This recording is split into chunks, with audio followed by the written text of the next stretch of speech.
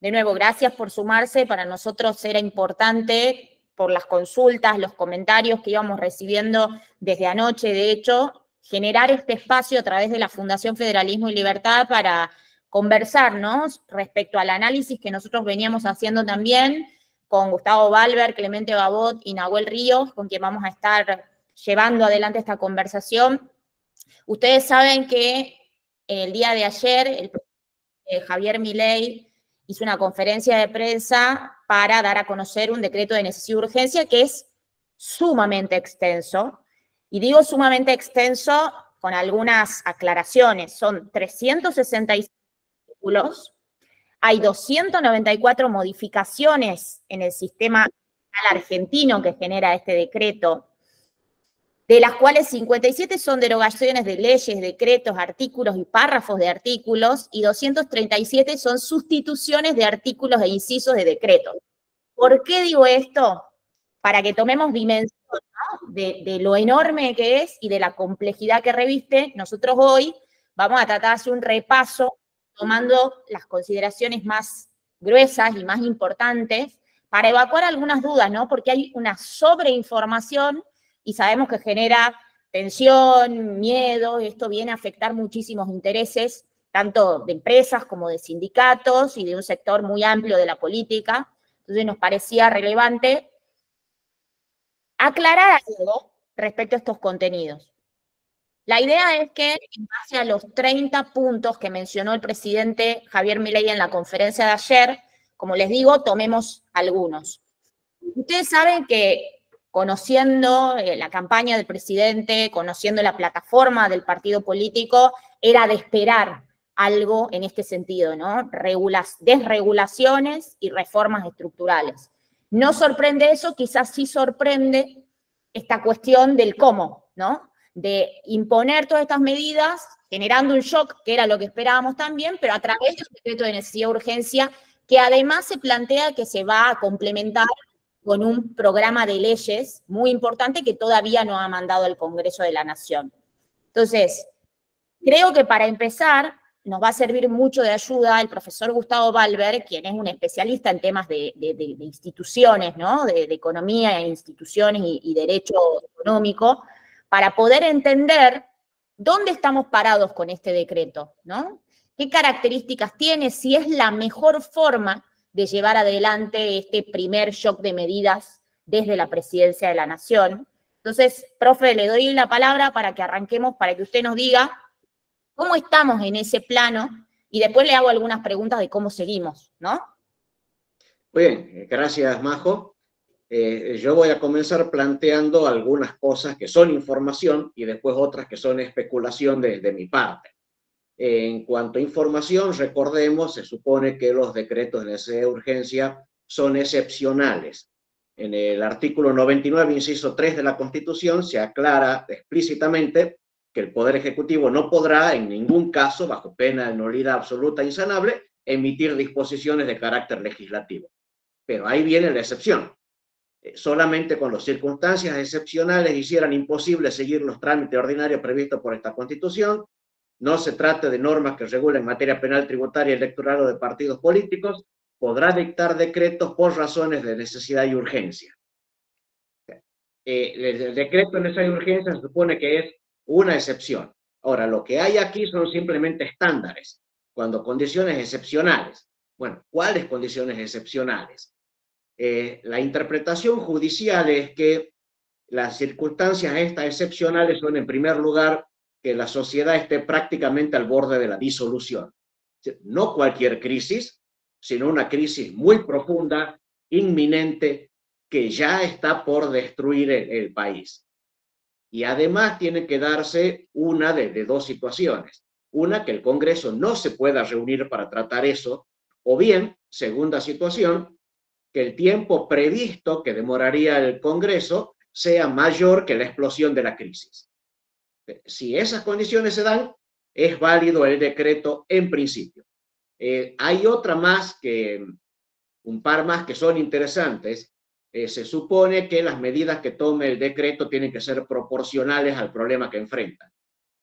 Si el problema tiene costos, El decreto seguro que va a imponer restricciones, seguro que va a generarle costos a otras personas, que esos costos del decreto tengan relación y sean inferiores con los costos de la crisis. Pero además, lo que para mí es mucho más discutible, el decreto no puede contener medidas de fondo. El supuesto que hacen los jueces, con el que yo estoy en desacuerdo, es que si se trata una medida para tratar una emergencia, la medida es de emergencia y cuando se terminó la emergencia, se terminó la medida.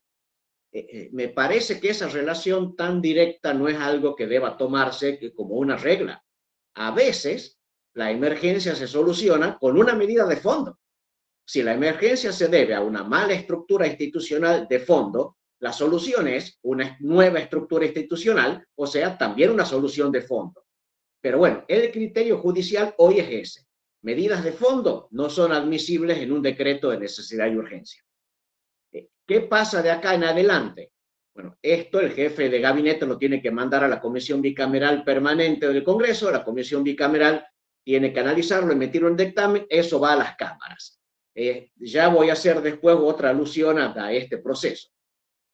¿Qué pasaría en las cámaras? Un primer objetivo de máxima del gobierno es que el Congreso apruebe el decreto. Es decir, que ambas cámaras se lo aprueben. Y eso es directamente imposible. No, hay que sacarse de la cabeza esa posibilidad. La segunda posibilidad es que alguna cámara no lo rechace. Y ahí, por favor, Majo, si podés poner la imagen que te había mandado. ¿Por qué? Porque los decretos estos, los de necesidad de urgencia, los de promulgación parcial de leyes y los decretos delegados, de facultades legislativas delegadas, están regulados por la ley 26.122.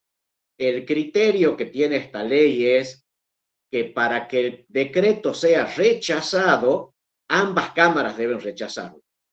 Si es un criterio de doble rechazo, no de doble aprobación. Entonces, puede ocurrir que ambas cámaras lo aprueben, entonces el decreto es válido. Pero puede ocurrir que una cámara no diga nada y otra sí lo apruebe, el decreto es válido. O puede ocurrir que una cámara no diga nada, la otra lo rechace, el decreto es válido. Hay 9 combinaciones posibles de las posiciones de cada cámara. Una cámara puede no decir nada, o sea, lo cajonea al expediente, puede aprobarlo o puede rechazarlo el decreto. De esas 9 combinaciones, solo una implica el rechazo del decreto, y es que ambas cámaras lo rechacen. Listo, ahí con la imagen, ¿no? Siempre para que vean cómo viene la gama de posibilidades. El presidente bien podría jugarse a que al menos en la Cámara de Diputados lo cajoneen al tratamiento, porque en el Senado lo más probable es que lo terminen rechazando. Con que diputados no lo discuta, listo, el decreto sigue rigiendo. Dice la ley también que el decreto, enviando al Código Civil, rige desde la fecha que el decreto dice o desde el 8º día después de su publicación en el Boletín Oficial.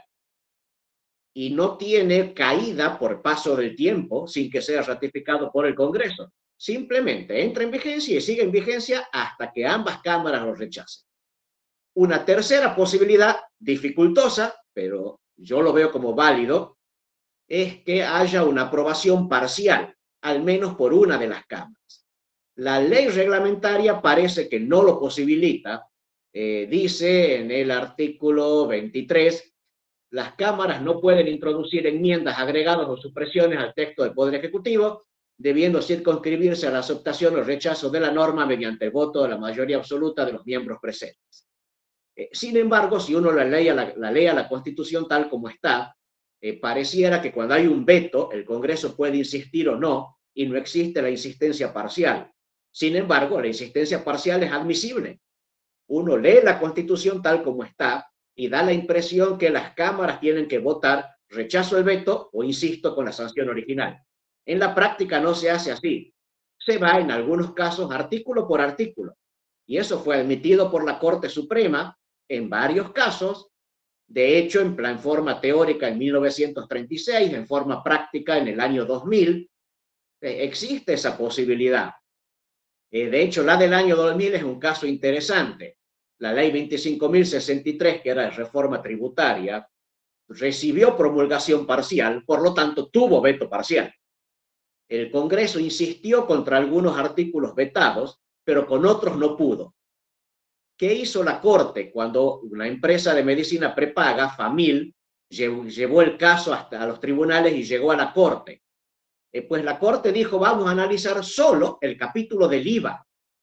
La ley esta veía montones de impuestos, que la parte de renta potencial, montones de cosas así. Lo que dijo fue, es una ley ómnibus. Por lo tanto, los requisitos que pone la Constitución para promulgación parcial, que era autonomía de lo promulgado y respetar el espíritu y la unidad de la ley, se lo vamos a aplicar solo al capítulo del IVA, no a la ley completa. Y entonces, en definitiva, validó la promulgación parcial, no rechazó la insistencia parcial inválida, rechazó la constitucionalidad del decreto por otro motivo, porque en el fondo implicaba que se creaba un impuesto por decreto. Pero lo importante es el criterio de poder subdividir una norma que es completa. Uno podría decir, ¿por qué no subdividirlo al DNU y tomarlo por partes? En vez de votarlo completo, vamos a votar el criterio, es un DNU ómnibus. Al ser DNU ómnibus, el sí o por no es por capítulo. No vamos a la totalidad del cuerpo legislativo, sino por capítulo. ¿Podrá ocurrir así o no? No lo sé, esto es especulación mía. ¿Cómo sigue esta historia además? Yo decía recién, tiene que ir el decreto a la Comisión Bicameral Permanente. Bueno, la Comisión Bicameral Permanente no está integrada, o sea, no tiene integrantes todavía. De todas maneras, el jefe de gabinete tiene 10 días para girarlo. Según la ley reglamentaria, la comisión tiene 10 días para emitir un dictamen. Superados los 10 días sin dictamen, cada cámara puede tratar de motu propio el decreto y punto, aunque no haya un dictamen de la comisión. Entonces, uno podría decir, la comisión emite el dictamen simplemente porque no funciona, entonces las cámaras dentro de 20 días quedan habilitadas para tratarlo. Bueno, pues discutible, porque no estamos en periodo ordinario de sesiones. Si el presidente no incluye el tratamiento del DNU por parte del Congreso, las cámaras en principio no podrían tratar por cuenta propia el DNU. Discutible de nuevo porque uno puede decir, pero no estamos tratando una ley, estamos ejerciendo el control sobre los actos del Poder Ejecutivo. Sería equivalente a lo que pasó hace poco cuando se eligieron autoridades del Senado. ¿Cómo te vas a reunir en el periodo extraordinario? Bueno, porque es una reunión que no era para tratar una ley, era de organización interna del Senado. Este caso sería discutible. En el fondo estás discutiendo legislación, porque si se lo aprueba el DNU o no se lo rechaza al menos, estás validando una ley. Por lo tanto, uno podría decir, si el presidente no invoca en las llamadas extraordinarias el tratamiento del DNU, no lo puede tratar hasta el 1 de marzo, que es cuando ya puede moverse por cuenta propia. Por lo tanto, uno podría decir, si corrieran vientos a favor para el presidente, que es otra discusión, este decreto va a regir hasta el 1 de marzo del año que viene. Son 3 meses donde va a estar produciendo efectos, y la apuesta sería que esos efectos sean vistos de tal manera que empiece a jugar el lobby porque no lo rechacen. Porque esa es la posibilidad también. Uno puede pensar, va a haber mucho lobby por el rechazo, por todos los intereses que están afectados, además de las posiciones propias que cada diputado o senador pudiera traer. Va a tener contralobby difícil. Las leyes que hoy se derogarían son leyes que generan beneficios especiales para ciertos grupos identificados con beneficios concretos, mientras que habría ciudadanos comunes que van a recibir beneficios indeterminados e incluso no están determinados quiénes son los que se benefician directamente. Por lo tanto, no hay incentivos para contrabalancear el lobby de los que hoy se favorecen de las regulaciones. Estos 3 meses podrían darle al presidente también margen para negociar mejor o para esperar que grupos que hoy no están organizados se organicen y hagan el contralobby a favor del decreto. Esto, reitero, es todo especulación mía. En principio, uno diría, si se guía por los antecedentes judiciales, debería rechazarse el decreto, al menos el día que llegue a tribunales va a ser rechazado. En el Congreso vaya uno a saber lo que va a pasar. igual hay rechazos judiciales que serían o difíciles o directamente improductivos. Supongamos la ley de abastecimiento, que para mi gusto es desastrosa. ¿Quiénes pueden llevar a tribunales la derogación de la ley? Los que se vean afectados negativamente por la derogación. Dudo yo que ningún empresario vaya a tribunales para declarar que es inconstitucional que el Poder Ejecutivo no le fije precios y no le indique cuánto producir. Y si alguien dijera, a mí me falta abastecimiento porque la ley no está rigiendo y el Ejecutivo no la aplica, a mí me da la impresión que esta ley no es una obligación del Ejecutivo aplicarla, sino que es facultativo aplicarla. Por lo tanto, el tribunal no debería tratar una queja porque el Estado no hace lo que no está obligado a hacer. Si no fuera rechazado el decreto, la abolición de la ley de abastecimientos debería continuar. Y con la de alquileres pasaría algo parecido. Si la otra parte, el inquilino, me pide un contrato que siga la ley vieja y yo como propietario quiero un contrato con las nuevas normas, es decir, Código Civil solo, pues simplemente no lo firmamos al contrato, perdió el inquilino. ¿Qué pasa si el inquilino hace el contrato de acuerdo a la nueva norma y después hace la queja judicial? Este contrato debió ser con la ley vieja, la supuestamente derogada. ¿Qué va a decir tribunales? Es inválido el nuevo contrato. ¿Qué diré yo como propietario? Listo, si es inválido el nuevo contrato, cae el alquiler, el inquilino igual queda afuera. Que la vía judicial tampoco lo favorecería al inquilino. No es tan claro, o sea, para mí es claro que en tribunales muchas de las desregulaciones caerían. No me resulta tan claro que en el Congreso pueda rechazarse el decreto, habrá que ver cómo negocia el gobierno, pero al menos algunas decisiones judiciales serían directamente inefectivas o negativas para la gente. Y ese es un poco el panorama de mi especulación. Profe, gracias. Yo creo que hagamos una recapitulación muy rápida, con pequeños puntos para los que se fueron sumando tarde. El decreto ya fue publicado en el boletín oficial y está en vigencia.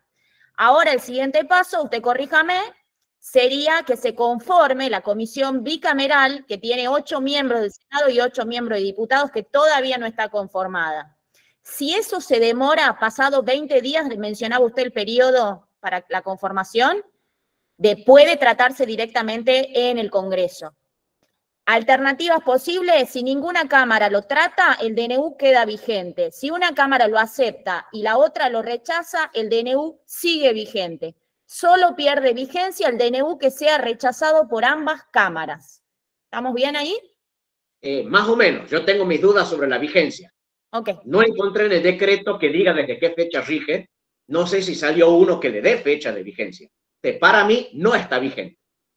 Claro, porque se aplican las disposiciones del Código Civil. Fue una rectificación que tuvo que salir a hacer Javier Milei porque se olvidó cuando sacó el decreto original para que empiece a regir desde hoy, en lo inmediato, porque si no pierde sentido la necesidad y urgencia de la que estamos hablando. Lógico. Si es así, sí, hay que esperar 20 días. Pero, de nuevo, mi especulación es el Congreso igual no debería poder tratarlo. Debería esperar hasta el 1 de marzo. Perfecto. Pero es discutible. Ok. Y respecto a la necesidad y urgencia, hay mucho dicho político respecto a esto, de que si 6 de cada 10 chicos son pobres, ¿cómo no estamos hablando de una situación de necesidad y urgencia que justifique la existencia y la habilitación de este DNU? Pero judicialmente, o en términos propios o jurídicos, para hablar con propiedad, eso no es condición para poder aceptar el DNU sin que sea considerado como que se excede de sus funciones el Ejecutivo, ¿no? Así es, lo que pasa es que hay un problema.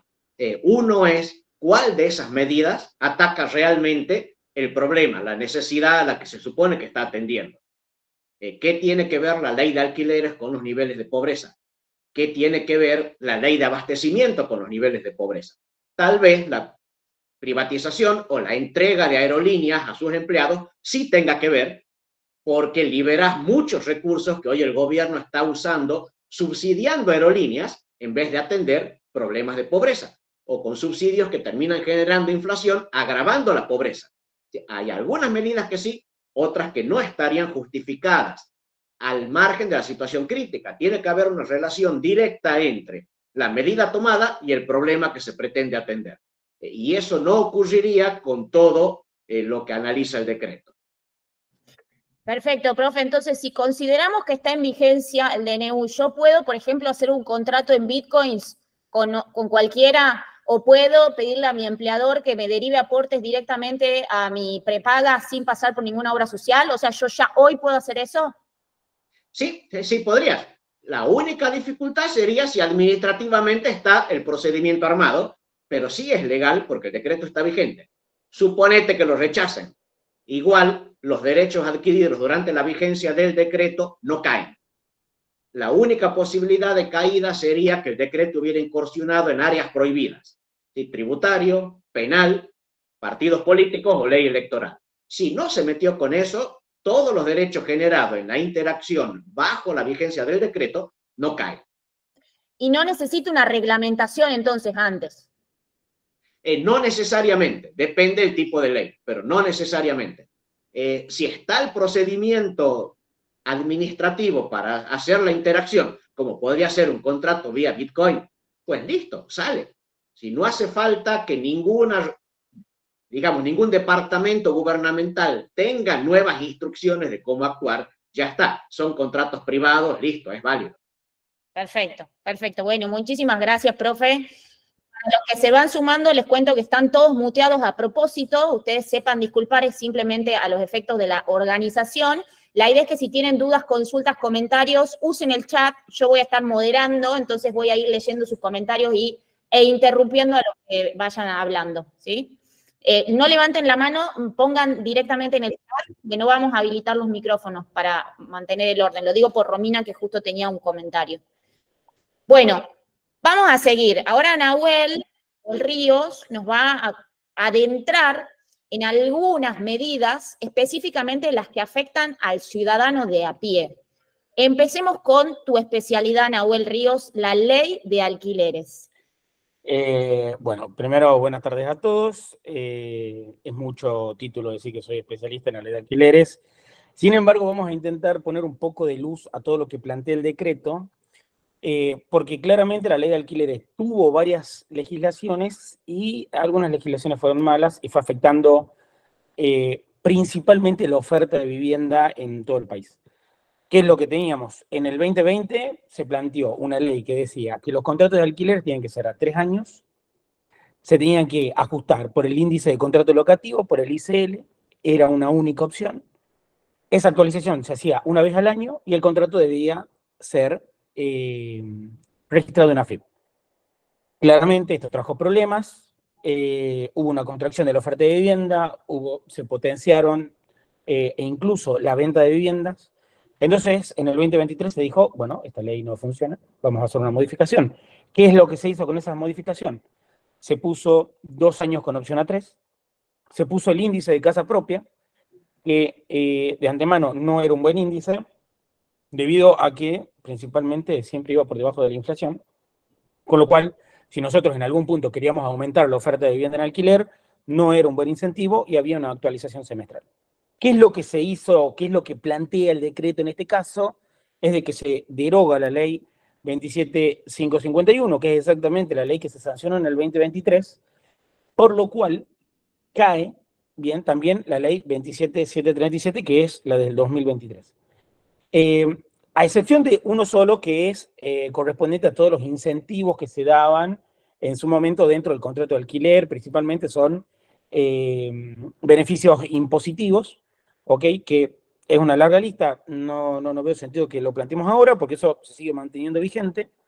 Lo que sí tenemos después es que hay una libre elección de monedas, o sea, lo que se buscó en la ley del 2023 queda totalmente fuera de órbita, en el hecho de que se prohibía la publicación en dólares, eso ya queda fuera, queda sin vigencia. Después, lo que tenemos es de que tampoco hay un tope a los depósitos de garantía, que sí era algo que se ejecutaba en leyes anteriores. No hay un plazo mínimo, bien, para los contratos, o sea, esto de que si se lo hacía 3, si se lo hacía 2, con opción a 3, tampoco rige, ¿ok? Y en el caso que no se defina en el contrato de alquiler cuáles son los plazos, se consideran 2 años.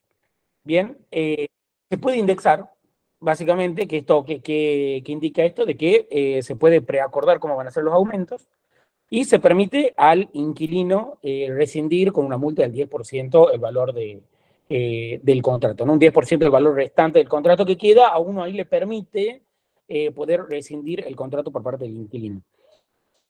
A priori, ¿qué es lo que nos dice esto? En algún punto, si la oferta estaba en línea con decir de que no tiene incentivos para poner la vivienda en alquiler, en algún punto esto está out, ¿ok? O sea, podríamos decir o podríamos estipular en algún punto de que podría haber un aumento en la oferta de vivienda en alquiler. O sea, Nahuel, ¿vos considerás que esta reforma o esta derogación de la ley anterior que hace el decreto de Javier Milei genera una mejor condición para el mercado de alquileres? A ver, no sé si son mejores condiciones o no, pero ¿por qué? Porque lo que se está planteando con este nuevo decreto es algo inexplorado, ¿ok? No sabemos a dónde vamos porque no es algo que se haya probado anteriormente, con lo cual queda ahí. Mi intuición en lo que estoy planteando acá es de que ahora, como yo tengo el abanico de plantear la indexación o el índice con el cual se va a actualizar mi contrato, tengo total libertad de plantearlo. Quiero poner salario, quiero poner inflación, quiero poner, no sé, canasta básica alimentaria, cómo sube. Tengo total libertad. Quiero plantearlo en dólares, lo puedo hacer en dólares. Hoy incluso nuestra canciller Diana Mondino dijo, lo queremos plantear en Bitcoin, lo podemos plantear en Bitcoin si queremos. O sea, queda a total libertad de las partes. Con kilos de carne. Los kilos de carne. Quieren que los pongamos en especias al contrato de alquiler, lo podemos hacer. Con lo cual, ahí tenemos una total libertad. También se presentaron dudas sobre qué es lo que pasa con los contratos que están vigentes. Y esto es importante aclararlo por el hecho de que todos los contratos que están vigentes siguen vigentes hasta que ese contrato cae por su tiempo o porque alguien de alguna de las partes decidió rescindir ese contrato. Entonces, nosotros no es retroactivo. Eso es importante aclararlo. No es retroactivo y además tengamos en cuenta un punto, porque cuando se planteó la reforma del 2023, nosotros ya teniendo como un plazo de 3 años con la ley anterior que se había sancionado en el 2020, eso quiere decir que nosotros cuando ya se hace la nueva sanción de la ley, había contratos que no habían vencido aún. Entonces, efectivamente, aunque nosotros vimos una gran retracción de la oferta, tampoco teníamos grandes contratos, o sea, un gran volumen de contratos que se hayan cerrado con la modificación. Entonces, de acá en adelante, es importante pensar que si tenemos una modificación en el 2023, o sea, particularmente en este año que se está cerrando, vamos a tener contratos los cuales van a estar vigentes por lo menos por 2 años más, y ahí es en donde efectivamente nosotros vamos a tener el corte para saber de que todos los contratos de alquiler que están de los 2.900.000 hogares inquilinos que tenemos en la Argentina, van a estar efectivamente bajo estas condiciones en las cuales van a tener la libertad de elegir. Okay. Pongamos un poquito más sobre el tema de las modificaciones, porque esto viene dentro de todo un paquete, ¿no? La modificación del Código Civil para reforzar los principios de libertad, los cuales están incluidos básicamente acá, o la modificación del Código Civil para garantizar las obligaciones contraídas en moneda extranjera. ¿Qué quiere decir esto? En algún punto uno podía plantear un contrato de alquiler en dólares, y si uno lo judicializaba, uno podía decir en su momento, bueno, nosotros pago el correspondiente en pesos, ¿ok? Veo su equivalente y te pago en pesos. Lo que se está viendo ahora con esto es decir, no, vamos a respetar los contratos efectivamente con la moneda con la cual originalmente se lo pactó. Con lo cual, si yo en el futuro hago un contrato de alquiler básicamente en dólares, me voy a ver obligado necesariamente a pagarlo en dólares. O sea, no voy a poder ir en algún punto, ante la justicia o ante quien sea para exigir, no, escuchá, o decirles yo como parte, por ejemplo, yo que soy inquilino, y a mi propietario decirle, te voy a pagar el equivalente en peso al, no sé, al dólar MEP, o al dólar blue, o al que sea. No puedo. En un punto, lo que me está diciendo el decreto es, no, las obligaciones se cancelan en pesos, en el peso en el cual se garantizó originalmente. Perdón, Nahuel, interrumpo. Sí. A los que quieran hacer consultas, comentarios, les pido que utilicen el chat, por favor, así los vamos leyendo y dando a conocer desde ahí. Juan Manuel, vos hiciste una pregunta de un tema anterior, así que lo vamos a dejar para más adelante, así no No tenemos nada de alquileres todavía, ¿no? No, todavía no. Ok. Perfecto. Bueno, en algún punto lo que están buscando, creo yo, con todo esto es decir, bueno, hay una responsabilidad más grande entre las partes, no hay nada estandarizado, ¿ok? Porque lo que a mí me daba la impresión con las leyes anteriores de que uno tenía estandarizado el contrato, porque decía, bueno, a 3 años, bajo estas condiciones. Lo que sí me parecía malo era el método con el cual se actualizaba, pero bueno, esto ya es una apreciación totalmente personal. Lo que tenemos ahora es total libertad para ver cómo se sancionan estos contratos de alquiler.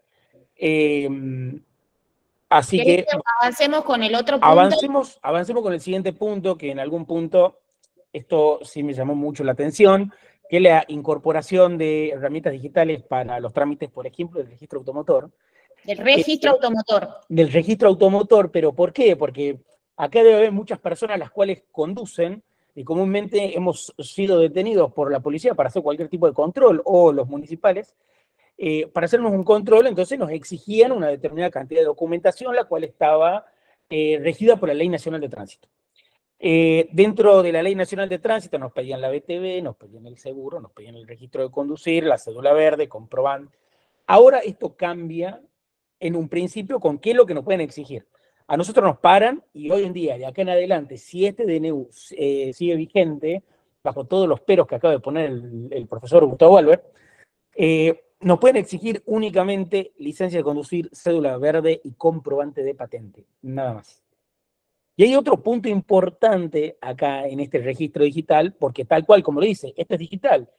Nosotros la inscripción para hacer la venta de un auto, por ejemplo, en un principio ya no deberíamos presentarnos ante ninguna oficina. Lo que se plantea hacia adelante es hacer un sistema simplificado en donde nosotros lo podamos hacer de forma online. Y hay un punto que me llamó también mucho la atención, que es el hecho de que antes, cuando alguien hacía la venta de un auto, tenía que presentar un libre de deuda. Actualmente esto ya no va a regir tampoco. O sea, el auto tiene multas, uno entra, registra, ve que tiene multas, se lo puede vender el auto, se lo puede vender con las multas. Entonces, por ejemplo, uno no tiene que incurrir necesariamente en ese gasto. Estoy pensando en incentivos, ¿no? Si uno tiene que vender, por ejemplo, un auto de urgencia, pero de repente tiene multas, tiene que primero pagar las multas, conseguir el libre de deuda y después hacer la venta. Entonces, se podría incluir dentro del mismo precio, decir, bueno, está con multa y te estoy vendiendo un auto con multas, con lo cual queda también a esta cuestión de las partes a definir lo que puede ser el precio del auto con este nuevo sistema del régimen. Vamos a un siguiente punto. Las entidades de fútbol. O sea... Perdón, espera, antes que pasemos, ¿alguien tiene algún comentario sobre los trámites de registro automotor? Porque se habló bastante de esto. Acá tengo una duda. En la ley vigente de alquileres, los inquilinos podían ellos mismos registrar el contrato en rentas. ¿Eso se modificó? Ya no tenemos obligaciones de registrar en renta. O sea, además, tengamos en cuenta, o sea, me está hablando de renta. Renta es algo provincial. Lo que nosotros estamos viendo acá es la modificación nacional. Y lo que se planteaba en la ley, no en la del 2023, sino en la del 2020, era de que ese contrato debía incluirse, o sea, se debería registrar en AFIP.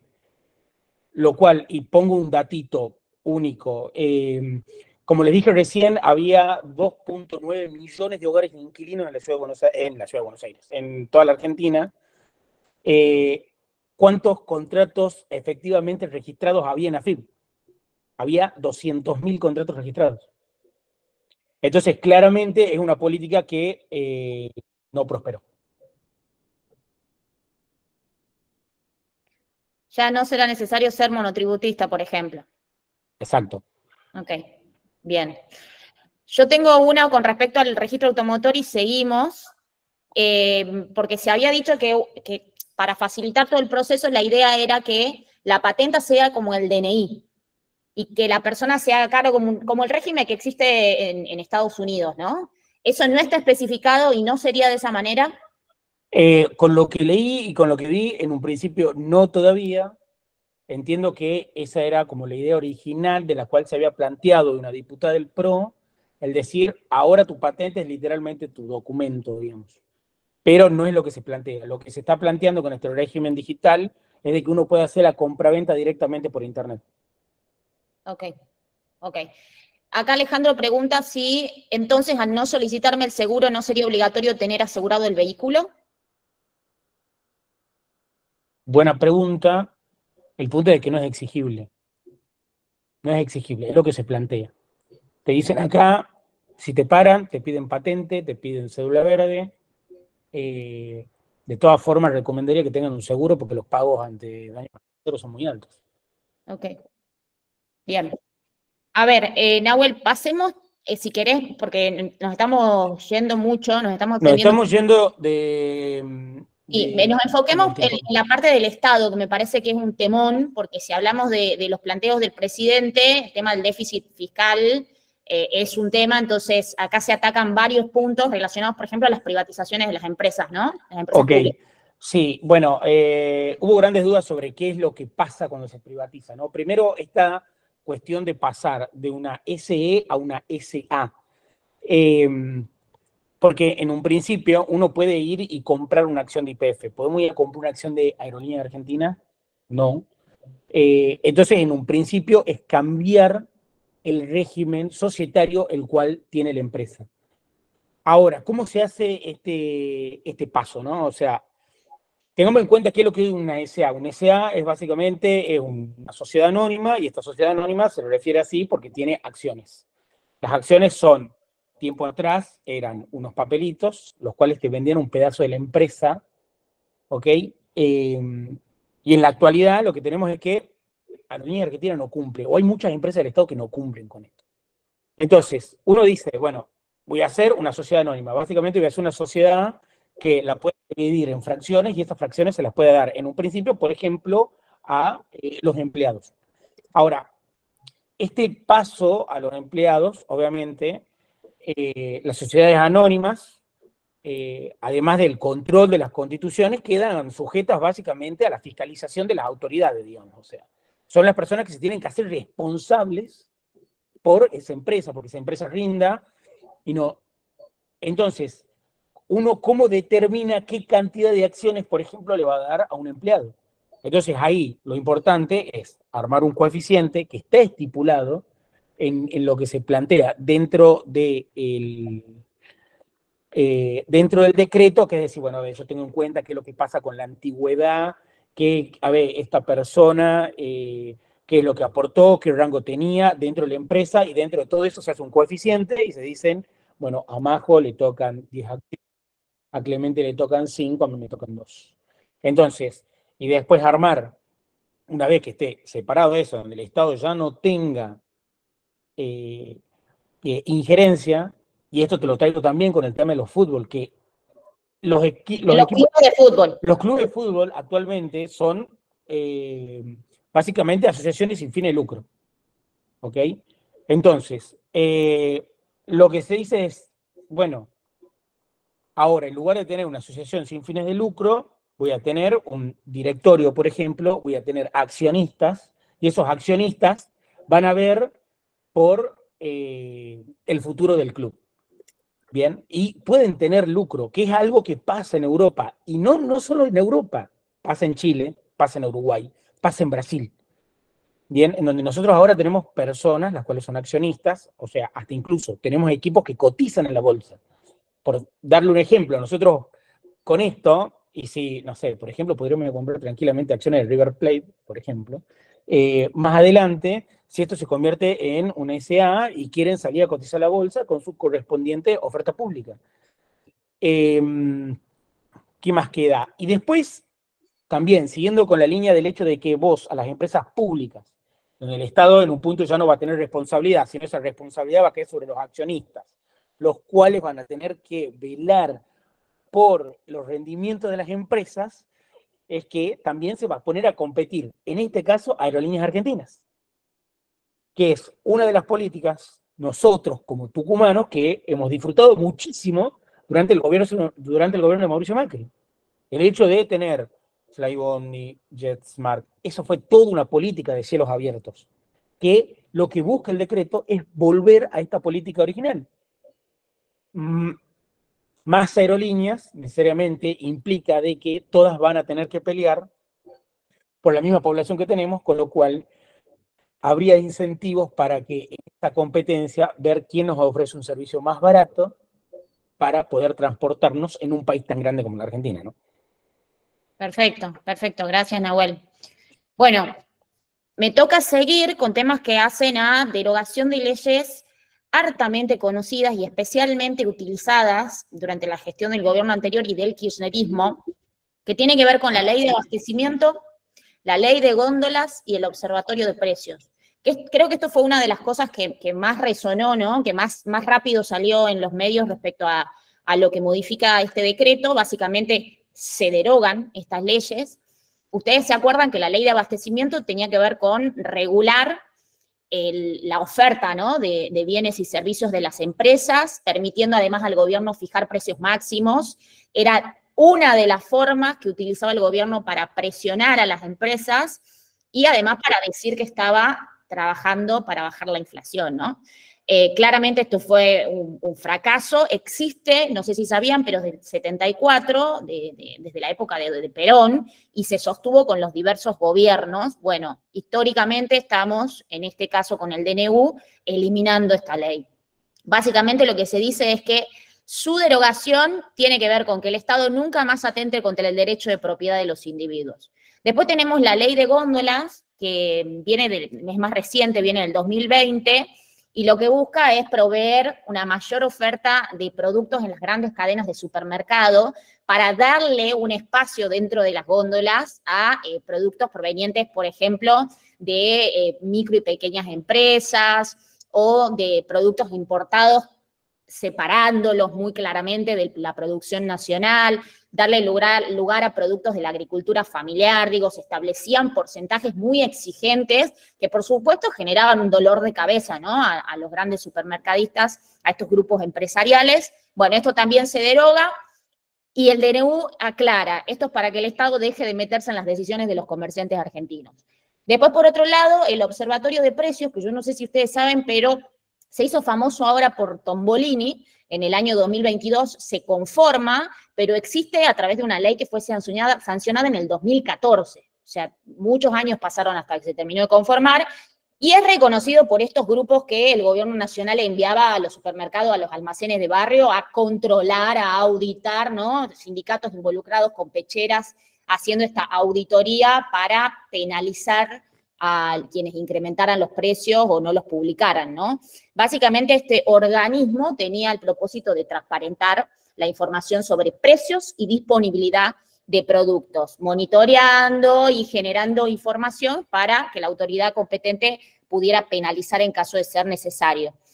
Y además se entrometía en información muy sensible de las empresas, como por ejemplo los márgenes de ganancia, ¿no? Que podía acceder a esa información con confidencialidad, todo lo que ustedes quieran, pero después enviarla a la autoridad de competencia para que esto sirva para sancionar y presionar a las empresas, ¿no? Bueno, todo esto se deroga. Después aparece otra ley que generó mucha polémica, que está generando mucho malestar. Bueno, acá debe haber algunos referentes a los que les afecte, que tiene que ver con la ley de compra nacional. Ustedes saben que esto básicamente le da prioridad como proveedores del Estado para la adquisición y locación de bienes a aquellos que sean de origen nacional, ¿no? Entonces se venía utilizando como una especie de programa de desarrollo industrial argentino. Bueno, esto también se deroga. Creo que, como bien mencionaba el profesor Gustavo Valver, va a tener, un componente de lobby importante este punto, ¿no? Este articulado sobre todo porque, como les digo, se venía priorizando mucho a sectores que habían logrado crecer y obtener muchas ganancias por esta política, ¿no? de beneficio o de ventaja con esta lógica de desarrollar la industria nacional. Después hay otro punto muy importante, y ya me voy de lo económico, no sé si alguien tiene alguna duda sobre esto, algún detalle. Como yo les decía al principio, hay cosas que vamos a poner sobre la mesa de manera muy superficial porque no hay suficiente nivel de detalle aún, o porque el contenido del DNU es bastante complejo de analizar. Esto creo que es lo más sencillo de todo. Les pido de nuevo que si tienen dudas o consultas, lo escriban en el chat. No, sobre la ley de tierras vamos después. después con Clemente lo vamos a tocar. Bueno, hay un capítulo, y acá yo hago referencia a la extensión, ¿no?, de este decreto.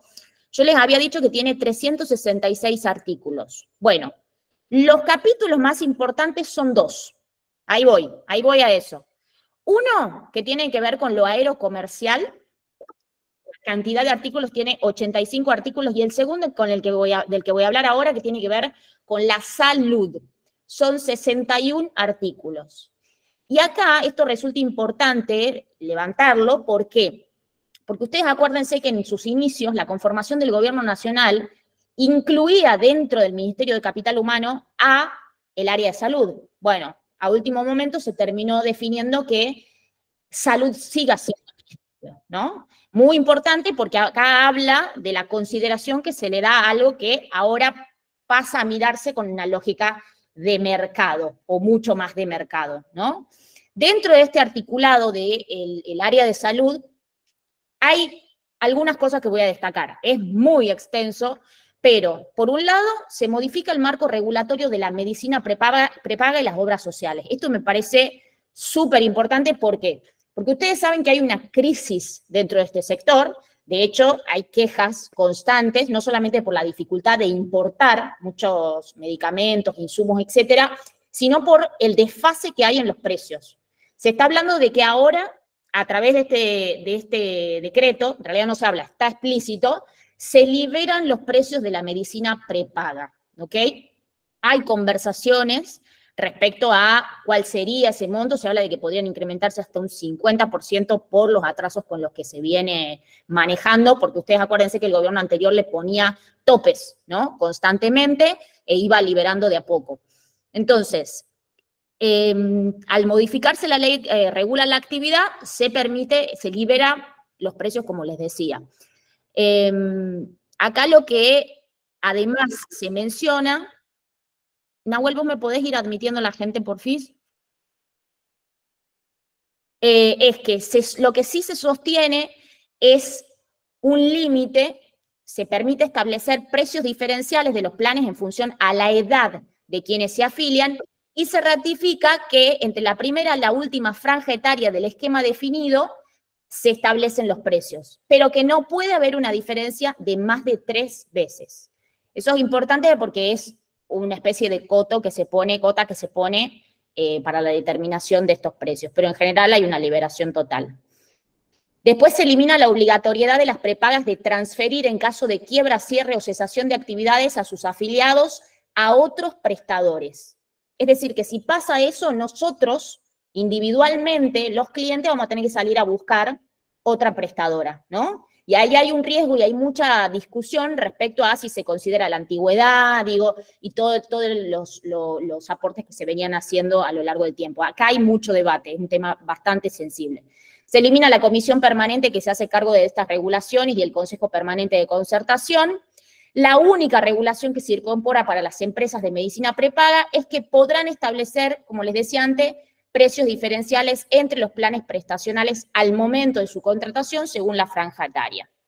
Se incorpora a las empresas de medicina prepaga, y atención porque esto es súper importante, al régimen de obras sociales. ¿Qué significa esto? Como yo le decía, le cuestionaba al profe Valera al principio, si yo tengo un empleo, puedo derivar mis aportes a una obra social o, en este caso con este DNU, también a una prepaga. Antes estaba limitada por un periodo de tiempo, que puede ser de un año, o a veces en el caso de IOMA, que es la de la provincia de Buenos Aires para los empleados del Estado, nunca jamás, para poder derivar aportes. Y la obra social se quedaba con una comisión, ¿no? Hoy compiten de par a par las obras sociales con las empresas prepaga. Esto, por supuesto, genera un problema enorme con los sindicatos, porque ustedes saben que las obras sociales son una caja muy importante para estas organizaciones, ¿no? Por decirlo así en criollo. Después, por otro lado, respecto a las obras sociales, las de la Administración Central del Estado Nacional y las pertenecientes a las empresas y sociedades del Estado, básicamente cambian de régimen y se privatizan. Respecto a los medicamentos, también importante, médicos, farmacéuticos, aquí atención, se elimina la posibilidad de que los médicos hagan recetas estableciendo una marca preferencial de medicamento. Acá con este decreto lo que se obliga es que se use el nombre genérico. Después el farmacéutico es el que va a tener la potestad para ofrecerle las marcas en el mostrador a los pacientes, ¿no? Ustedes saben que también hay un tema importante, un negocio importante relacionado a esto. Entonces va a traer algún tipo de problema. Después, por otro lado, los farmacéuticos tienen una liberalización bastante importante respecto a su rol. Ahí hay muchísimas cosas a considerar, después lo van a poder ver en cuanto a la cantidad de farmacias que pueden gestionar, en cuanto a negocios que pueden estar incorporados dentro de la farmacia que antes no se pedían, como ópticas, etcétera, etcétera. Acá lo importante también es que la venta de medicamentos ahora se podría, esto también es importante, respecto a la venta de medicamentos, ahora no se penaliza que otras empresas u organizaciones que no sean farmacias vendan medicamentos. Antes esto estaba prohibido por considerarse ilegal. Las droguerías también podrían constituirse como farmacias de venta al público. Bueno, les estoy mencionando los puntos más trascendentales. El que quiera saber más respecto a este tema en particular, me lo consulta. Otro tema, y ya nos vamos con Clemente. Voy a ver si tengo alguna consulta. Les recuerdo, porfa, que usen el chat para consultas, dudas, preguntas. La competencia entre obras sociales y prepagas. Vos me preguntabas esto, Juan Manuel. ¿Respondí a tu consulta? Sí, perfecto, listo. Al PMO. Karina, ¿me explicás un poquito qué querías decir con el PMO? ¿Qué consulta tenías sobre el PMO? Bueno, te espero que escribas y mientras tanto seguimos con Clemente. Con Clemente nos vamos al tema, creo que interesa a muchos que tienen algún vínculo con el comercio internacional, ¿no? Clemente, si querés arranquemos con la reforma del Código Aduanero, súper importante. Bueno, muchas gracias, Majo, muchas gracias por estar con nosotros y compartir este vivo. Bueno, hay muchas modificaciones que plantea el decreto, como venimos comentando, y hay una muy interesante que tiene que ver con la reforma del Código Aduanero. Ustedes saben que el comercio internacional, tanto exportaciones como importaciones, ha sido muy afectado ahora por todas las regulaciones que tiene, ¿no? Lleno de trabas y demás normativas. Entonces, lo que pretende hacer este DNU, por supuesto, es liberalizarlo y plantea algunas cosas que son muy interesantes. Por ejemplo, elimina el registro de exportadores e importadores, es decir, que cualquier persona puede directamente importar o exportar sin tener que estar autorizada por el gobierno. Entonces, simplemente tiene digamos, que se elimine ese registro y estos registros creaban barreras artificiales, ¿no? Que impedían el libre comercio tanto de importación o de exportación. Entonces, ahí tenemos una barrera menos que seguramente, si bien es administrativa, y seguramente ustedes están pensando, che, pero ¿qué pasa con las retenciones, con los impuestos y demás? Bueno, eso el DNU no lo puede tocar, como se aclaró al principio, el DNU no puede legislar sobre impuestos. Entonces eso seguramente estará en otras leyes, en otras cuestiones. Digamos. Otra cuestión que plantea el decreto es facilitar todos los trámites, que ustedes saben que muchos de esos trámites hoy son en papel, digamos, y la idea es digitalizar todos los trámites y rediseñar todo el proceso para que sea muy ágil. Esto, si bien está planteado, no está desarrollado. Es decir, el decreto lo plantea como una mejora, pero no lo desarrolla. Y lo plantea como una reglamentación. Y hay una cuestión que tal vez sea muy importante a los fines prácticos, es que están eliminadas las CIRA. Eso está eliminada, las CIRA, las autorizaciones para importación ya no existen más, y solamente se tiene que registrar cuando, a los fines estadísticos, digamos, se puede importar sin necesidad de que sea aprobada. Es decir, lo que hoy se conoce como licencias no automáticas, se transforman ahora en licencias automáticas. Entonces, básicamente eso es lo que dice el decreto, profundiza y hace mucho hincapié sobre las posiciones arancelarias, sobre los sistemas de consulta de posiciones arancelarias, que ahora son vinculantes. Por ejemplo, si uno hace una consulta sobre una posición arancelaria y la declara en aduana, y esa consulta ha sido respondido por la autoridad, ya es vinculante, ¿no? Entonces, hoy ahí hay muchos grises, seguramente los que están dedicados al comercio exterior pueden extenderse más, pero lo que uno conoce por el tema de la posición arancelaria es toda una historia, y estas opiniones vinculantes seguramente van a facilitar y van a transparentar todo. La idea es transparentar, es facilitar y es agilizar el comercio exterior. Entonces eso es lo que apunta este decreto, Majo, respecto a este punto, ¿no? Acá Romy pregunta, antes para poder importar no podías hacerlo si eras monotributista, ¿ahora cualquiera puede hacerlo? El decreto nos aclara que puede ser cualquier persona física o jurídica. No dice nada más. Así que yo asumo que sí, se puede importar. Pero habría que consultar con los especialistas. Acá el decreto dice cualquier persona física o jurídica puede importar o puede exportar. Buenísimo, Clemente. ¿Alguna consulta más respecto a esto? Acá hay mucho exportador participando de la reunión. Bien, si te parece, pasemos a otro Dale. punto. A mí se consultó mucho y después pasamos al punto para mí más jugoso que tiene que ver con el tema laboral, ¿no? Perfecto. El siguiente punto de la derogación de la obligación, dice el decreto, de las obligaciones de los ingenios que tenían en materia de producción azucarera. El decreto es muy escueto en ese tema. Directamente lo que dice es que deroga la ley 18.770. Esa ley es del año 1970 y fue promulgada por Levington, un presidente facto, digamos. Esa ley tiene un solo artículo y lo que establecía básicamente es una obligatoriedad de los ingenios a entregar una cantidad de azúcar en base a su producción, sus stocks, sus inventarios y demás. Consultando con personas que están en el tema, lo que me dijeron es que si bien esta ley no tenía efecto práctico en el día de hoy, sí fue utilizada por el famoso secretario Moreno en un momento que se planteaba el tema de los precios cuidados. Entonces le exigían a los ingenios un 5% de su producción, ingenio y cañero, si hay ingenio y cañero tal vez eso lo recuerden, ingenio y cañero que entreguen al gobierno para el programa de precios cuidados a un precio muy por debajo del precio que se comercializaba en el mercado interno, ¿no? Entonces, claramente esto es una intervención del gobierno en la producción, claramente afecta a los derechos de propiedad, porque está obligando a una empresa a entregar un producto por debajo de su costo de producción, directamente está obligándolo a entregar, o sea que directamente está afectando su propiedad, y claramente afecta a los costos de producción que terminarán elevando los costos de producción del resto de las cuestiones vendidas, ¿no? Así que esa ley es muy sencillo, ese decreto, ese punto, deroga algo que prácticamente no se estaba utilizando hoy y que obligaba a los ingenios a entregar azúcar al mercado interno, a cualquier precio, ¿no? Clemente, ahí Horacio Ibarreche decía que el punto 15, azúcar, está mal redactado. ¿Estamos a tiempo para corregirlo? Me parece que es más para el profe Valver. ¿Se puede corregir el decreto, profe?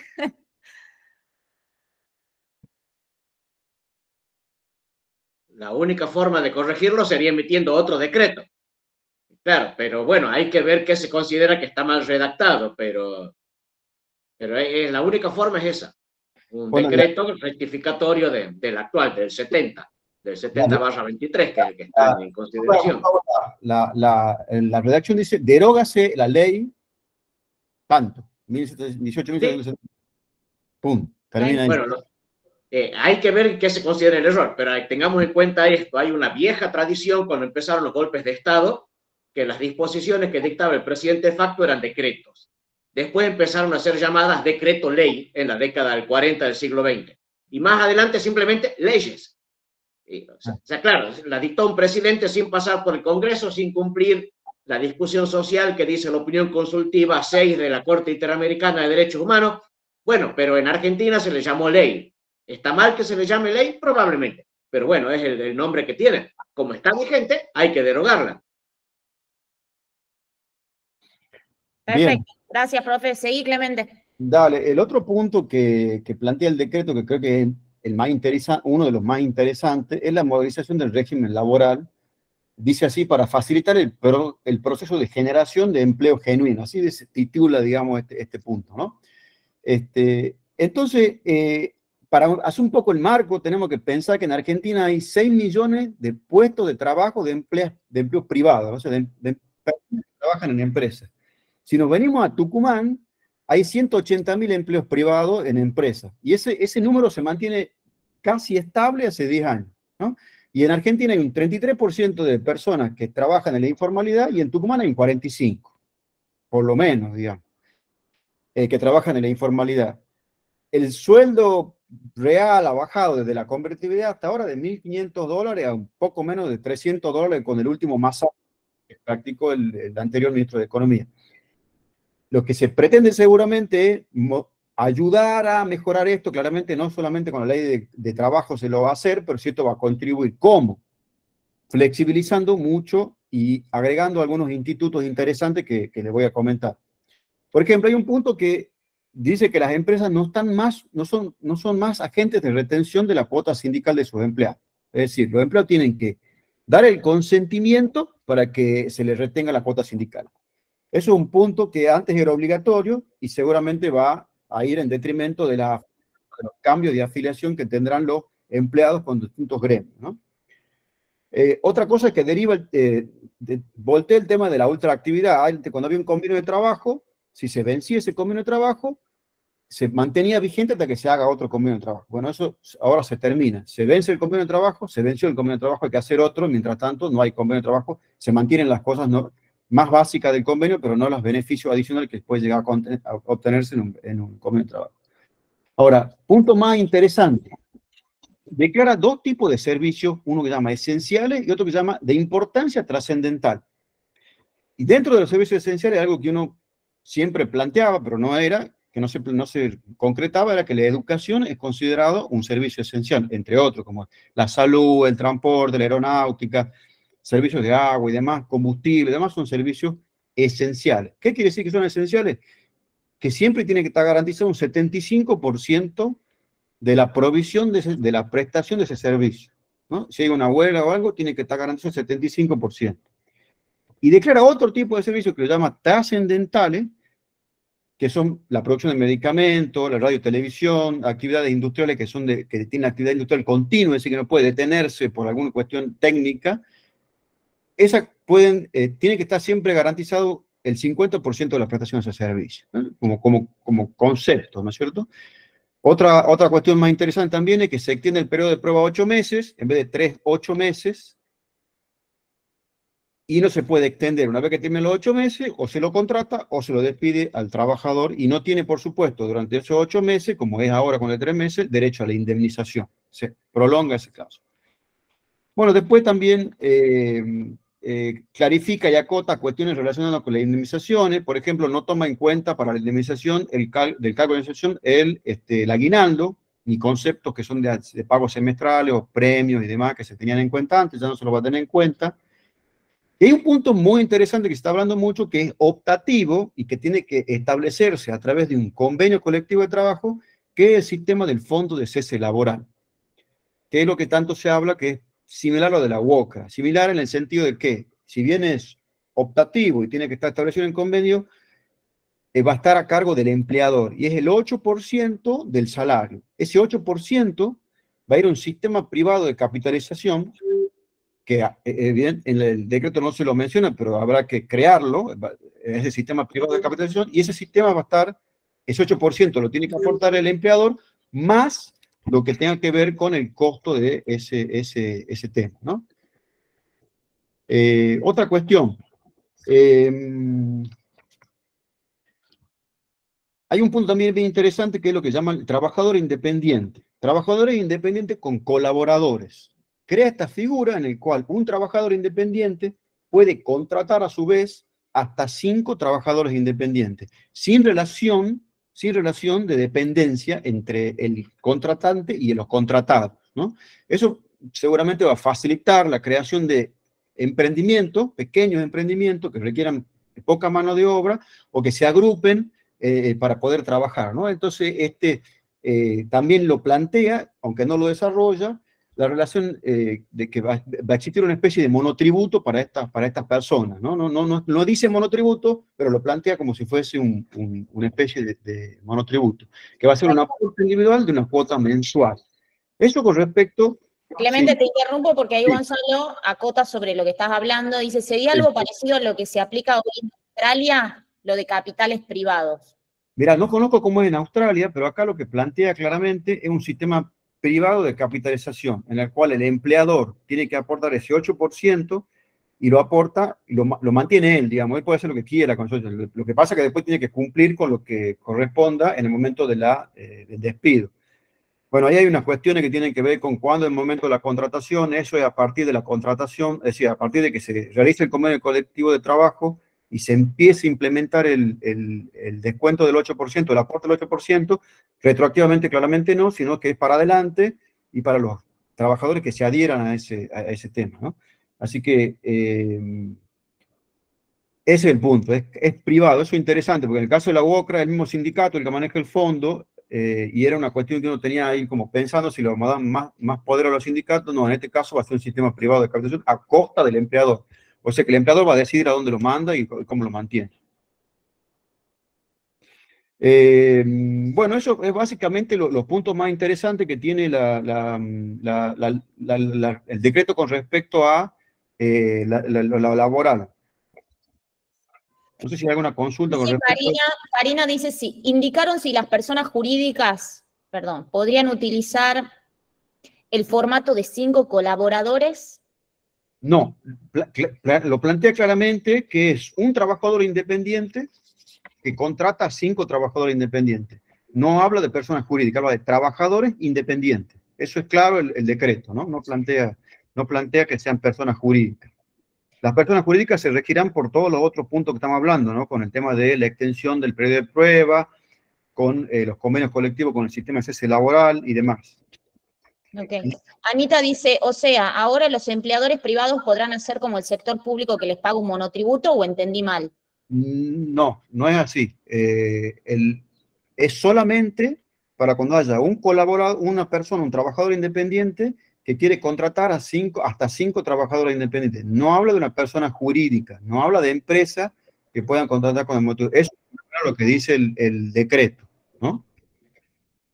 Sí habla, como te decía recién, y hace mucho hincapié en el tema de la registración de los empleados. Es un tema por ahí más de administrativo, ¿no? Pero en el decreto habla sobre todo del tema de la registración, que si bien la simplifica, lo obliga al empleador a tener registrado y lo sanciona muy fuertemente cuando no lo tiene registrado. Entonces, digamos, facilita por un lado las cosas, pero también sanciona en el caso de que no se cumpla con la normativa que se está planteando ahora. ¿Mm? Bien, perfecto. ¿Alguna consulta más sobre este tema? También toca temas que no voy a profundizar, pero habla del trabajo agrario, del tema de los viajantes, del tema del teletrabajo y demás, que también hace hincapié el decreto, que es bastante amplio con respecto a todos esos puntos, ¿no? Lo que más estamos tocando son los institutos más importantes, las cuestiones más importantes, los puntos más importantes. Por ejemplo, también habla del despido por discriminación, si queremos ahondar un poquito más en eso. El despido por discriminación no estaba tipificado, entonces eso le consulto con un abogado, claramente no es mi área. Pero ¿cuál es mi área? Sí, que generaba un costo sin techo. Es decir, cualquier persona se sentía discriminada y podía ser considerado despido por discriminación. Ahora lo acota, establece cuáles son los casos y revierte la prueba. Es decir, el que hace la denuncia por discriminación tiene que demostrar que ha sido discriminado, y ahí sí la sanción y la indemnización se agrava, pero tiene que demostrar el denunciante. Ahora simplemente el empleador tenía que demostrar que no había discriminado. Son cuestiones que van acotando las indemnizaciones y un poco restringen y dan certidumbre sobre los costos laborales. Creo que esa es la idea de la ley, ¿no? Dar certidumbre, acotar, y de esa manera posibilitar la mayor creación de empleo. Sí. Acá para el profe Valver, ¿qué sucedería en el caso de personas que contraten 5 independientes en el caso de que el decreto después sea rechazado? Bueno, hay una cosa es mi criterio, otra cosa el criterio típico de un juez laboral. En mi criterio, pues sigue rigiendo el contrato que se hizo bajo el decreto. Punto. No hay forma de cortarlo. Desgraciadamente, en la justicia laboral, lo que yo pude ver, que no ha sido mucho en realidad, pero ellos tienen la idea de que los derechos no pueden retroceder y tienen muy mal concepto lo que es un derecho. Para los laboralistas, un derecho es aquello que la ley declara como derecho, aunque dé malos resultados. Pues si da malos resultados es un error, no es un derecho. Punto. Sí es cierto que hay un criterio discutible de protección a la parte más débil, que el derecho debe ser pro trabajador, por lo que se considera que hay una asimetría de poder entre empleador y trabajador. Por eso se habla que los derechos laborales son irrenunciables, sí, porque uno puede estar escondiendo la asimetría de poder en aparentemente un contrato voluntario. Pero cuando se habla de independiente y colaboradores, no sería tan claro que haya semejante asimetría. Son más bien, hay una cierta paridad entre las partes, así que no se aplicaría el criterio de cualquier forma. En mi opinión no debería caer la relación generada de esa forma. Seguramente un juez laboral va a decir, lo lamento, sí cae, porque los derechos laborales son irrenunciables, son todos progresivos, no se puede retroceder, etcétera, etcétera, lo que a mí me parece muy equivocado. Pero bueno, yo no soy juez laboral. Bien, bueno, una orientación por lo menos. Gracias, profe. Acá Alejandro Vargas dice, y el decreto dice algo del impuesto a las ganancias en los trabajadores que se encuentran en relación de dependencia. Y acá importante, Alejandro, el DNU, ningún DNU puede redactar algo o abordar algo relacionado a temas tributarios. Seguramente dentro del paquete de leyes que Milei ya advirtió que va a mandar al Congreso, va a haber una serie de modificaciones tributarias, ya lo fue anticipando, y bueno, por supuesto el tema de ganancias, ustedes saben que está en el eje de la discusión con los gobernadores, etcétera, etcétera. Así que en el DNU, y repaso con el profe Valver, no hay nada relacionado a temas electorales, a temas tributarios. ¿Qué más, profe? Partidos políticos y penal. Partidos políticos y penal, exacto. Si uno lo quiere poner de esta forma, todo lo que se está haciendo es defenderlo al ciudadano. Si el DNU se metiera en lo penal, podría empezar a declarar delito las conductas de la oposición o declarar no delito los delitos que yo cometí. Si me meto con el electorado o partidos políticos, me estoy metiendo con la competencia que me puede desplazar del poder. Así que por eso está objetado. Y lo tributario es en parte derecho de propiedad y por lo tanto control sobre la vida ajena. Yo puedo empezar a subirle impuestos a los que son contrarios a mí y de esa manera los voy privando de libertad. Por eso esos 4 temas por decreto no se puede. Bien, bueno. A ver, acá ya hay algunas preguntas sobre temas que ya tratamos, las vamos a considerar, pero quiero avisarles a los que ya lo van a considerar un tema repetido, que vamos a adentrarnos ahora en estas preguntas. Ustedes saben, como de nuevo les digo, que son 366 los artículos de este DNU. Nosotros simplemente estamos tratando de evacuar algunas dudas, de dar algo de certidumbre con la poca información que hay disponible. Abordamos los puntos que nos parecieron de mayor interés o relevancia, que el presidente además mencionó en sus anuncios en el día de ayer. Pero bueno, hay mucha tela para cortar. Seguramente cuando tengamos más información volvamos a convocarlos para seguir profundizando algunos temas y desde ya que quedamos a disposición por si tienen algunas consultas o preguntas adicionales, ¿no? Dicho esto, los que se quieran quedar a escuchar algunos temas repetidos y consultas o hacer más consultas, bienvenidos. Si no, el resto queda liberado y les agradecemos infinitamente el interés porque es un tema trascendental para la reforma enorme que se viene para la Argentina, ¿no? Bien. Muchas gracias. Vos te quedás igual, Clemente, tenés que... Muchas gracias a los que se van y estuvieron, gracias por estar, digamos. Bueno, aquí preguntaban nuevamente, profe, respecto a la constitucionalidad del decreto. Que nos aclare cuál es esta condición de constitucionalidad del decreto, por favor. La condición es, en primer lugar, que haya una situación de crisis tal que estemos al borde de la disolución social. Eso es lo que la Corte interpretó. Acá tenemos que describir, me voy un poco a lo teórico, hay que distinguir reglas de estándares. La regla es una instrucción de conducta precisa, el estándar es una expresión general. Al estilo de hay que trabajar por el bienestar general. Bueno, ¿y qué diablo es el bienestar general? Eso es un estándar, no es una regla. Entonces, acá cuando lo que dice la Constitución es, cuando circunstancias excepcionales hicieran imposible seguir los trámites ordinarios, no se trata de normas, bla, bla. ¿Cuáles son las circunstancias excepcionales? La Corte fue en eso bien reiterativa. Estás a punto de la disolución social. No es ni siquiera que te afecte a un solo sector. No puedes hacer un DNU para salvar a las líneas aéreas, por ejemplo. Podrán estar muy mal, podrán tener una crisis terrible, pero si la crisis de ellos no repercute en el total de la sociedad, un DNU no es válido.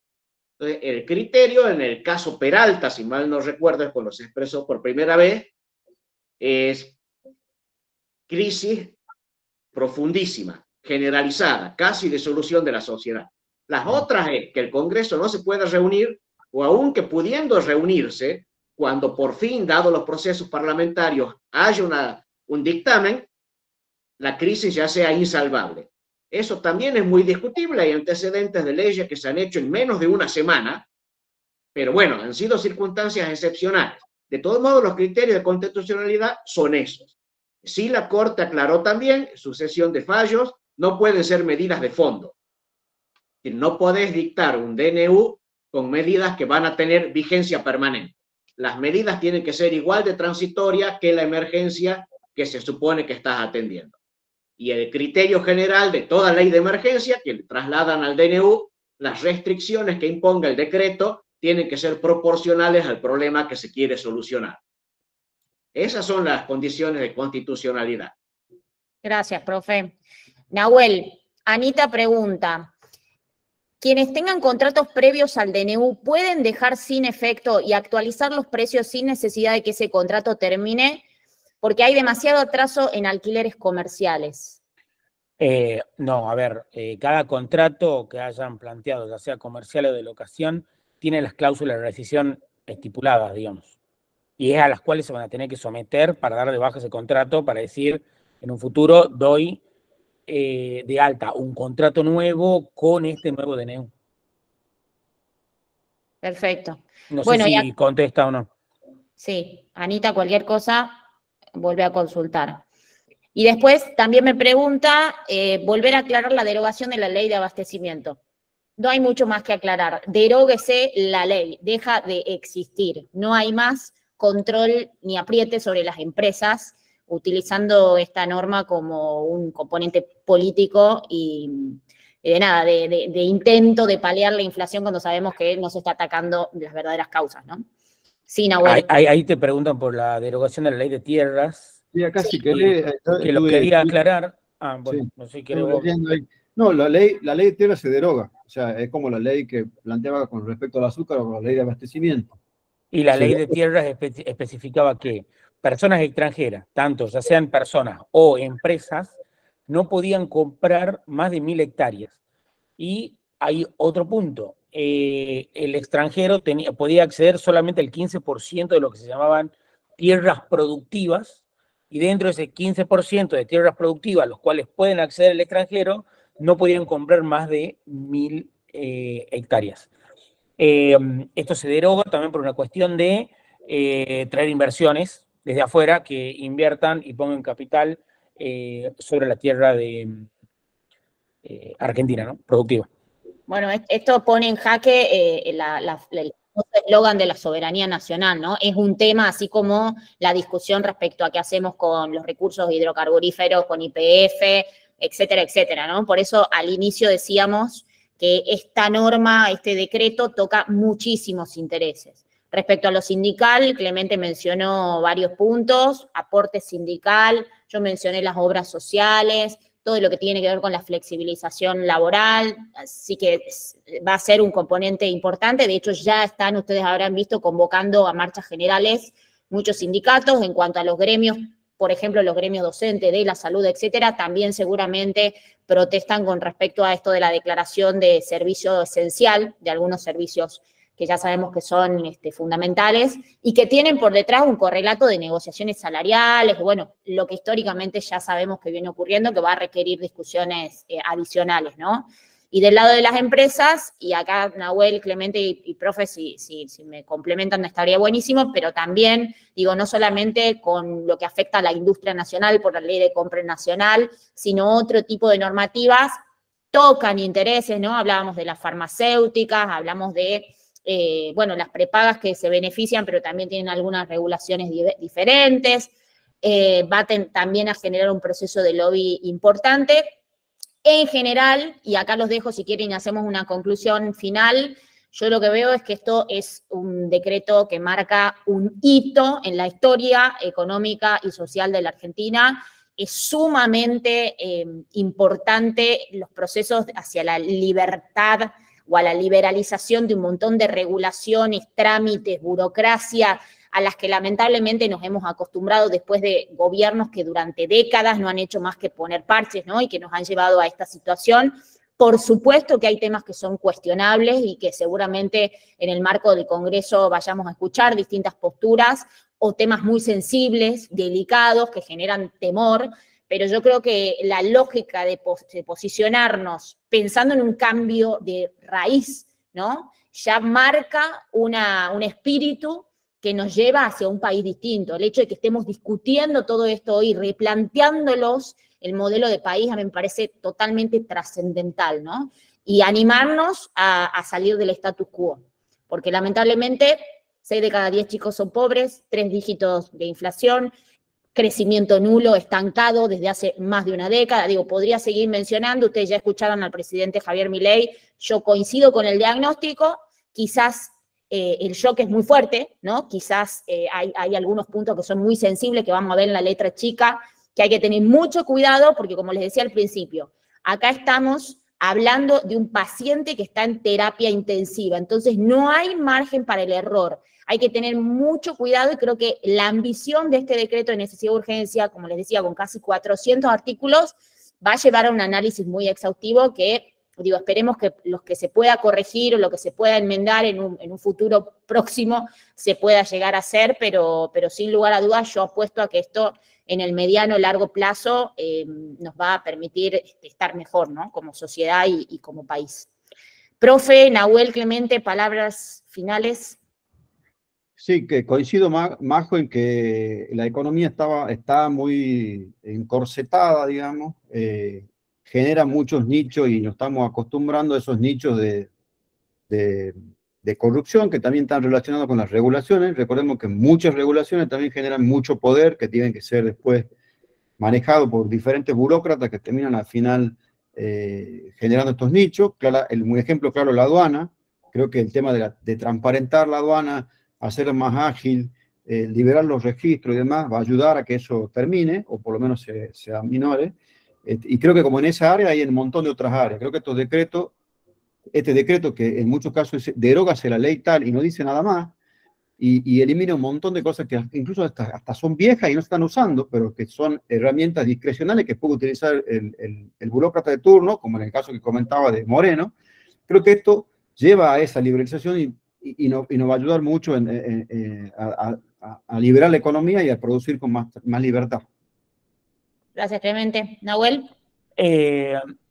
Yo creo que es esperable que ahora se vengan grandes reacciones, como lo que pasó ayer, como lo que vendrá hacia adelante, porque claramente hay mucha gente que ganó con este sistema y que sigue ganando con este sistema. El hecho que lo modifiquemos, y obviamente en la forma en la cual se modifica, va a generar reacciones. Así que, nada, también estar atentos para decir, bueno, esto puede pasar, porque siempre genera tensión, estamos a fin de año, 10 millones de cosas que pueden pasar por la cabeza, pero nada, pasa. Hay gente que no va a estar de acuerdo con esto, y creo que, para mí, desde mi punto de vista, creo que es el camino correcto. Gracias, Nahuel. Profe. Yo dividiría un par de cosas. El contenido del decreto es una cosa, el decreto en sí mismo es otra. Con el contenido estoy esencialmente de acuerdo, es el tipo de legislación o de no legislación que deberíamos tener o no tener. Pero el procedimiento no es el correcto, no en la mayoría de los puntos al menos. Lo que sí hay que ver, el mejor antecedente de esto es el decreto 2284 del año 91, un decreto que también derogó leyes y se podrían haber discutido en el Congreso. Ahora bien, después de ese decreto, la seguridad jurídica mejoró. ¿Cómo puede ser que uno rompa la pirámide jurídica, que haya decretos derogando leyes y las cosas mejoren? Bueno, es que simplemente las leyes eran tan malas que fue un paso fundamental para que mejore estructuralmente la economía. Esperemos que resulte así, pero reitero, la herramienta no me gusta. Sí estoy de acuerdo con otra posición de la Corte, que es un DNU no es algo que sea un sustituto del Congreso, porque yo creo que por el Congreso voy a tropezar. Es realmente una circunstancia excepcional. No todas las medidas que están en el decreto deberían haber salido por el decreto, otras sí. Pero la orientación es clara, esa es la orientación que habría que tener. Perfecto, gracias, profe. Bueno, muchísimas gracias a todos, seguimos en contacto y de nuevo a disposición. Que estén muy bien. Buenas tardes.